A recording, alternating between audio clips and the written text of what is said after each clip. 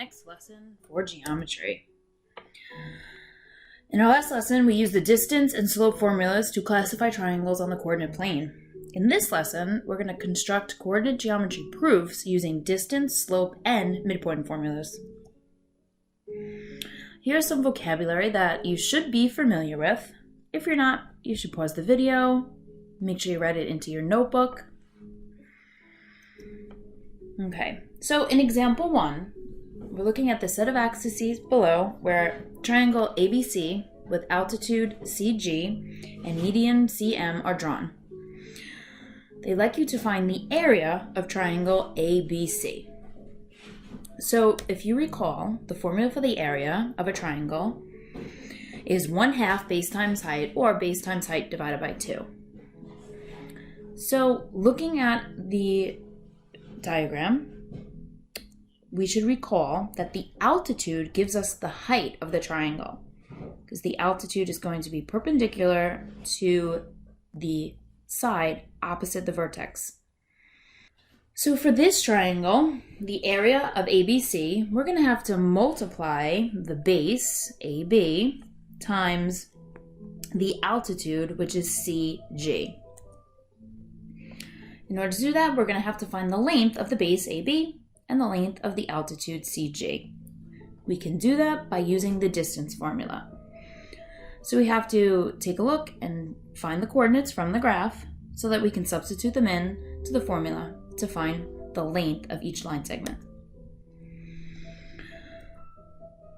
So for the base, I'm going to substitute in the coordinates for A and B. When I simplify, I get the square root of 180, which I'm going to simplify the radical. Since 180 can be factored to 36 times 5, and 36 is a perfect square, I can take the square root of 36, bring it outside of the radical, and we have the simplified length of line segment AB is 6 times the square root of 5. I'm going to use the distance formula again for the altitude CG, where the results, we get 36 plus 9, which gives us 45. I'm going to factor 45 to 9 times 5, again, because 9 is a perfect square. The square root of 9 is 3. So when we simplify the square root of 45, we get 3 times the square root of 5. So now that I found the length of my base and the length of my altitude, or the height of this triangle, I can multiply. I'm going to substitute in the values we just found. My base was 6 times the square root of 5. My height is 3 times the square root of 5. And if you recall, when we multiply radicals, we multiply the coefficients. So I'm going to multiply the 6 times the 3 to get 18. And then I'm going to multiply the radicands, the numbers under the radical. 5 times 5 is 25. 25 is a perfect square. So I can take the square root of 25. It's 5.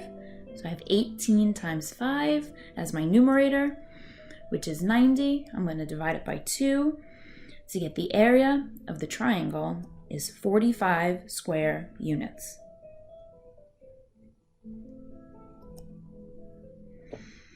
In our second example, we're given the vertices for a triangle, and then we're told the point A and B are midpoints of PQ and QR respectively. And we're supposed to use coordinate geometry to prove that line segment AB is parallel to line segment PR and is half the length of PR. All right, so let's start off by plotting the vertices. So I'm going to draw my graph. Okay, now the first thing that I want to do is to calculate those midpoints so that I can plot points A and B. So we have the midpoint formula. The midpoint for PQ is going to be -2, 3. Let me substitute in the coordinates for RQ, simplify, and the midpoint for RQ is 1, 5. I'm going to go ahead and plot those points. So now I've constructed line segment AB.